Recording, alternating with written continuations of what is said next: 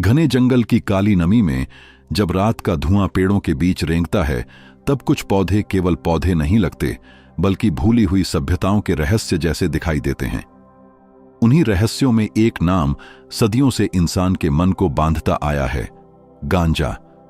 किसी के लिए औषधि, किसी के लिए पाप, किसी के लिए ध्यान का द्वार और किसी के लिए विनाश की शुरुआत। लेकिन सबसे बड़ा सवाल यही है कि आखिर यह पौधा सच में है क्या? क्यों इसे कभी देवताओं का प्रसाद कहा गया और कभी जेल की सलाखों तक पहुंचाने वाला अपराध? क्यों इसकी खुशबू मंदिरों, युद्धों, व्यापारों और राजनीति तक फैल गई?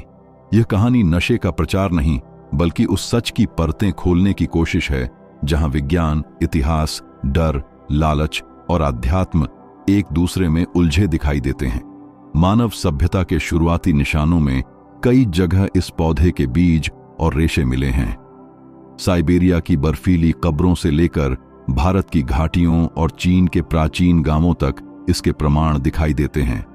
पुराने वैदिक ग्रंथों में भांग का उल्लेख मिलता है। कुछ कथाओं में इसे शिव से जोड़ा गया। माना गया कि यह मन की बेचैनी को शांत करता है और साधक को भीतर की यात्रा पर ले जाता है। हालांकि इन कथाओं का वैज्ञानिक प्रमाण नहीं है, लेकिन इतना जरूर साफ है कि समाज ने इसे केवल नशे की वस्तु की तरह नहीं देखा। प्राचीन चीन में वैद्य इसे दर्द कम करने और नींद सुधारने के लिए इस्तेमाल करते थे। अफ्रीका की कुछ जनजातियां इसके धुएं को प्रार्थना का माध्यम मानती थीं। मिस्र में इसके पराग मृत्यु के बाद आत्मा की रक्षा के प्रतीक समझे गए। लेकिन हर रहस्य अपने साथ खतरा भी लेकर आता है। विज्ञान बताता है कि हमारे शरीर में एंडोकैनाबिनॉइड सिस्टम नाम का एक नेटवर्क होता है जो मूड, दर्द, भूख, नींद और तनाव को संतुलित करता है। गांजे में पाए जाने वाले THC और CBD जैसे यौगिक इसी सिस्टम पर असर डालते हैं। जब कोई व्यक्ति इसका सेवन करता है तो दिमाग की कार्यप्रणाली बदलने लगती है। समय धीमा महसूस हो सकता है, भावनाएं गहरी लग सकती हैं। कुछ लोगों को शांति मिलती है तो कुछ लोगों को डर और बेचैनी घेर लेती है। यही कारण है कि कुछ आध्यात्मिक परंपराओं ने इसे चेतना बदलने वाला माध्यम माना। लेकिन यही बदलाव कई बार मानसिक टूटन का कारण भी बन सकता है। लंबे समय तक अधिक मात्रा में सेवन करने से याददाश्त कमजोर हो सकती है। किशोर उम्र में इसका लगातार उपयोग दिमाग के विकास पर असर डाल सकता है। कुछ लोगों में चिंता, अवसाद और मनोविकृति का खतरा बढ़ सकता है। धुएं के रूप में इसका सेवन फेफड़ों के लिए भी नुकसानदायक माना जाता है। इसलिए जब कोई इसे केवल चमत्कारी औषधि बताकर उसके खतरे छिपाता है, तब वह आधा सच दिखाता है।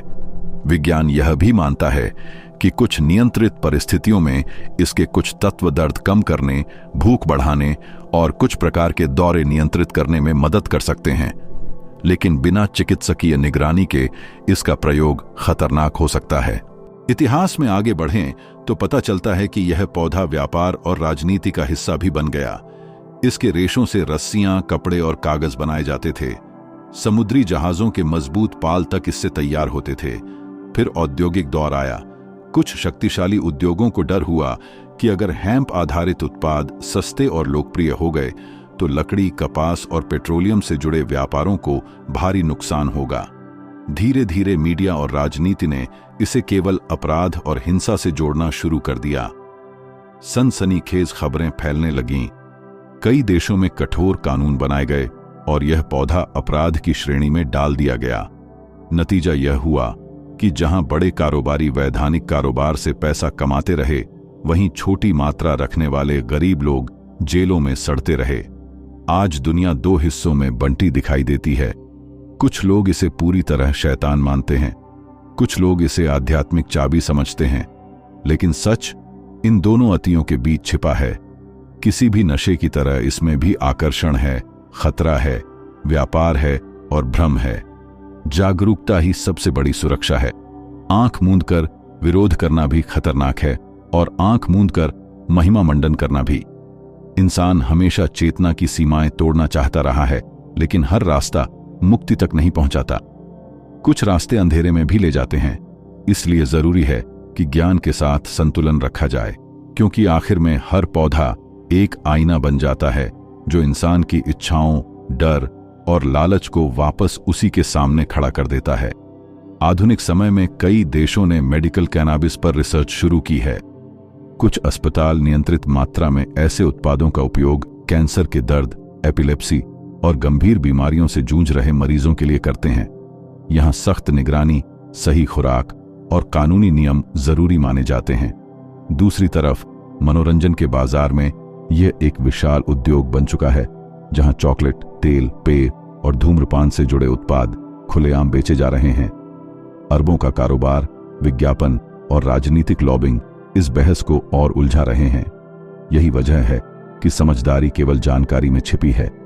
किसी भी पदार्थ को रहस्यमयी चमत्कार या पूरी तरह अभिशाप मान लेना दोनों ही खतरनाक सोच हैं। असली ताकत संतुलित नजरिए में होती है।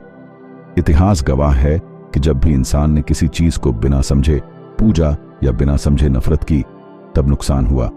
इसलिए जरूरी है कि कानून, विज्ञान और समाज तीनों की बात सुनी जाए।